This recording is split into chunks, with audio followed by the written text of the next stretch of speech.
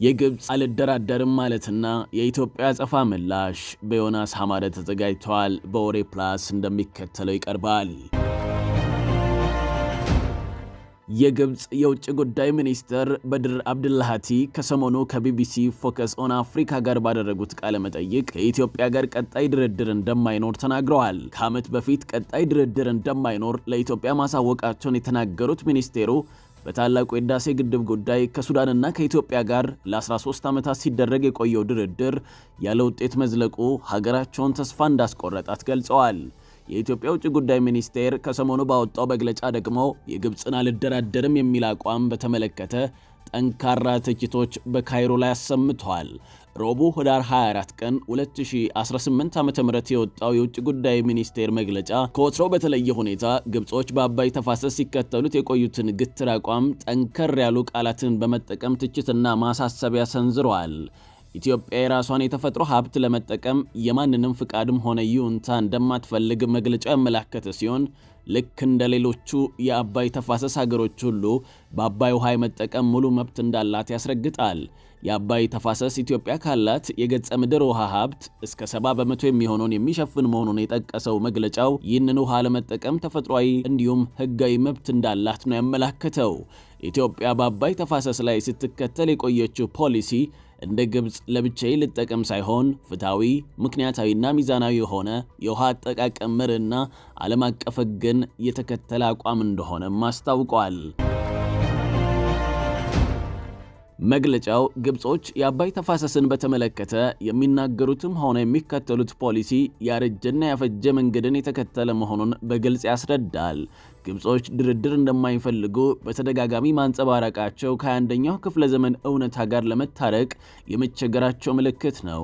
የግብጽ ባለስልጣናት አሁንም ቢሆን በቅኝ ግዛት ዘመን እንደ አውሮፓውያን አቆጣጠር በ1929 እንዲሁም በ1959 በተፈረመው የውሃ ስምምነቶች ላይ ተቸንክረዋል። ያኔ ከሱዳን ጋር የአባይ ውሃን ለብቻቸው ተቃጥረው እንደኖሩት ሁሉ አሁንም ቢሆን በአባይ ላይ የማይነካ ፍጹም የውሃ የበላይነት እንዳላቸው ያምናሉ። ለአባይ ተፋሰስ ወሳኝ የውሃ ምንጭ የሆነች ኢትዮጵያም ሆነ የላይኞቹ ሀገሮች ሳያስፈቅዱና ሳያማክሩ ውሃውን ሲጠቀሙ እንደኖሩት አሁንም በዚያው መንገድ መቀጠል ይፈልጋሉ። ታሪካዊ መብታችን ሲሉ የሚጠቅሱትም ይህንኑ በቅኝ ግዛት ዘመን ስምምነቶች የተደረገ የውሃ ክፍፍል መሆኑን መግለጫው ያስረዳል። ስለ ግብጾች ሰሞነኛ አንደራደርም የሚል አቋምና አንድምታው ሪፖርተር ማብራሪያ የጠየቃቸው በአባይና በታላቁ ህዳሴ ግድብ ጉዳዮች በማጥናትና ሐሳብ በማካፈል የሚታወቁት የውሃ ተመራማሪው አቶ ፈቅ አህመድ ነጋሽ ግብጽ በዚህ አቋሟ ሁለት አይነት መልእክቶች እያስተላለፈች እንደሆነ ጠቁመዋል። አንደኛው አንደራደርም ሲሉ ከዚያ ወዲህ ወደ ግጭት ስለምንገባ ሌሎች አካላትን ለማስቆም እንዳይሞክሩ እያሉ መሆን አለበት። ድርድር በመካከል ያለ ግጭትን በሰላም ለመፍታት የሚደረግ መሆኑ ይታወቃል። አንድ አካል አልደራደርም ካለ ደግሞ ልዩነትን በሰላማዊ አማራጮች ለመፍታት አልፈልግም እያለ ነው ማለት ነው። ሁለተኛው መልእክት ደግሞ ከእንግዲህ ድርድር ስለማያዋጣኝ በሌላ መንገድ ወይም ዘዴ ፍላጎቴን ለማስፈጸም ልሞክር እንደማለት ይሆናል። ከኢትዮጵያ ጋር ፍጥጫ በመጨመር ወይም ከስካሁን የበለጠ ጫና በመፍጠር ዓላማችንን ልናሳካ ስለምንችል ድርድር በክቶናል እያሉም ሊሆን ይችላል። ወይም ግብጾች የትኛውንም መንገድ እንደሚፈልጉ የሚያውቁት ራሳቸው ናቸው። ነገር ግን ሰሞነኛ አቋማቸው በጥልቀት ሲፈተሽ ሁለተኛውን ጫፍ የመፍጠርና ፍጥጫ የመጨመር መንገድን እየመረጡ ይመስላል። የግብጾች አቋም ተለጥጦ ሲታይ ደግሞ ከግጭት መፈለግ ሌላ ሊሆን አይችልም በማለት አቶ ፈቅ አብራርተዋል።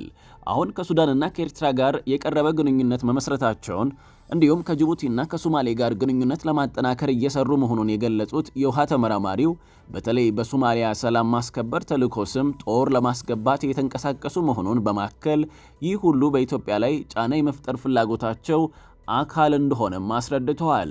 የውጭ ጉዳይ ሚኒስቴር መግለጫን በተመለከተ ዝርዝር የማብራሪያ ጽሑፍ ያስነበበው የውጭ ግንኙነት ኢንስቲትዩት በበኩሉ መግለጫው የተሰጠው የአባይ ተፋሰስ ሀገሮች የትብብር ማዕቀፍ የተባለውን ስምምነት ፍሬ ሊያፈራ በተቃረበበት ወቅት በመሆኑ ጊዜውን የጠበቀ አስፈላጊ መግለጫ መሆኑን አመላክተዋል።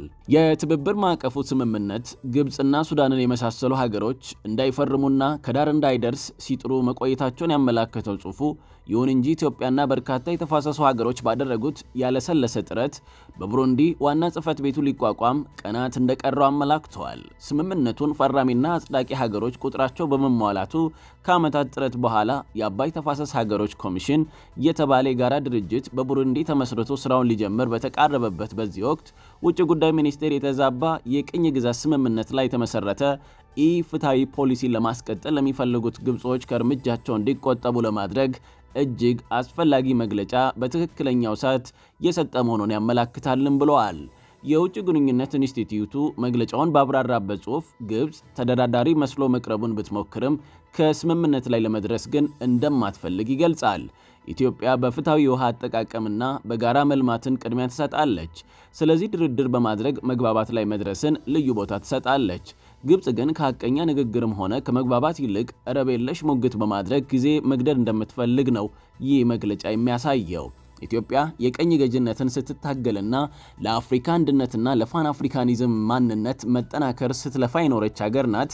ግብጽ የምታራምደውን የቀኝ ገዢያዊ የተፈጥሮ ሀብትን በፍጹም የበላይነት የመጠቅለል ፖሊሲን አትቀበለም። ታላቁ ህዳሴ ግድብም ቢሆን ራስን በራስ የመቻልና ከተረጅነት መንፈስ የመላቀቅ ጥረትን አስፈላጊነት ለአፍሪካውያን በተግባር ያሳየ ነው ይለዋል።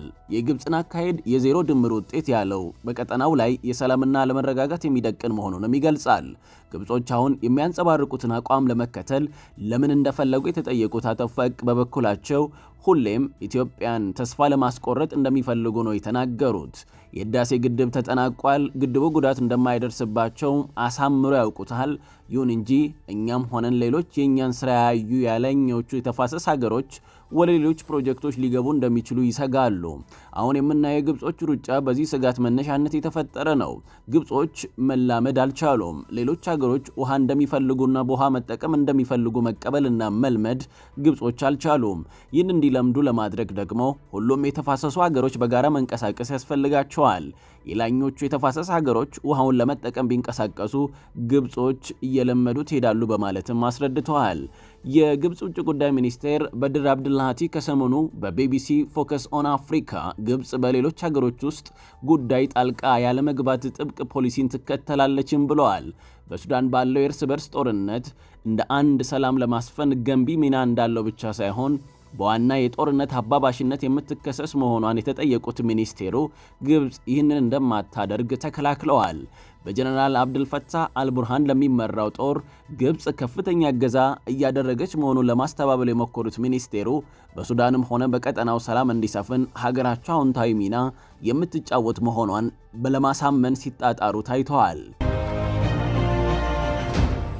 ይሁን እንጂ የግብጽ ውጭ ጉዳይ ሚኒስቴር ህዳር 4 2018 ዓ.ም በዛ አፍሪካ ሪፖርት መጽሔት ላይ በተነበበ ጽሑፋቸው በአፍሪካ ቀንድ ግብጽ ሁለት ወሳኝ የብሔራዊ ደህንነት አጀንዳዎች አሏት፣ እነሱም የአባይ ተፋሰስና የቀይ ባህር ናቸው ብለው በእነዚህ ሁለት ወሳኝ ባሏቸው ጉዳዮች ደግሞ ጥቅሟን ለማስከበር አስፈላጊውን ነገር እንደምታደርግ በግልጽ አስታውቀዋል። ሚኒስቴሩ በዚህ መጣጥፋቸው ሀገራቸው የአፍሪካ ቀንድ ሁኔታና የኢትዮጵያ እንቅስቃሴ እንደሚያሳስባትም ገልጸዋል። በቀይ ባህር ቀጠና የሶማሌው አልሸባብ እንዲሁም የየመን ሁቲዎች ጥቃት ባየለበት፣ የሱዳን ጦርነት በቀጠለበት፣ አጠቃላይ ቀጠናው ባልተረጋጋበትና የኢትዮጵያ የባህር በር የማግኘት ፍላጎት ውጥረት በፈጠረበት በዚህ ወቅት ግብጽ ከመቼውም ጊዜ በላይ የአካባቢ ሁኔታ እያሳሰባት ይገኛል ሲሉ አብዱላቲ አቋማቸውን ያንጸባርቁበታል። የግብጽ የአፍሪካ ቀንድ ተጽዕኖም ሆነ እንቅስቃሴ የጀመረው ዛሬ ሳይሆን ከንግሥት ሀትሽቡስት ዘመን ጀምሮ እንደሆነ ሚኒስትሩ ታሪክን ለማጣቀስ ሞክረዋል። በተለያዩ የታሪክ መዛግብት ንግስቲቱ ከግብጽ ተነስታ ብዙ መርከቦችን አስከትላ በቀይ ባህር ጠረፎች እስከ ኤደን ባህረ ሰላጤ መጓዟንም ይናገራሉ።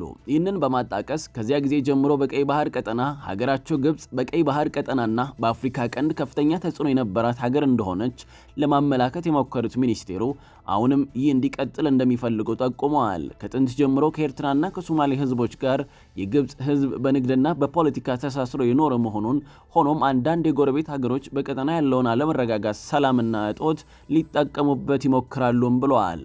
በሶማሌ ከዚያድ ባሬ መንግስት መፍረስ ወዲህ የተረጋጋ መንግስት መፍጠር አልቻለም። ይህን መነሻ በማድረግ ግን አንዳንድ የጎረቤት ሀገሮች በሶማሌ ወታደራዊ ጣልቃ ገብነት ለማካሄድ ሲጠቀሙበት ኖረዋል። አለመረጋጋትና የግጭት ተጋላጭነት ግን በሶማሊያ ብቻ የተወሰነ ጉዳይ አይደለም። ኢትዮጵያ ከኤርትራ ጋር ያደረገችው የድንበር ጦርነት ያለመረጋጋት ምንጭ ነው። በኢትዮጵያ ውስጥ በተለይም በትግራይ የተደረገው ጦርነትም ለቀጠናው የተጋላጭነት ምንጭ ነው።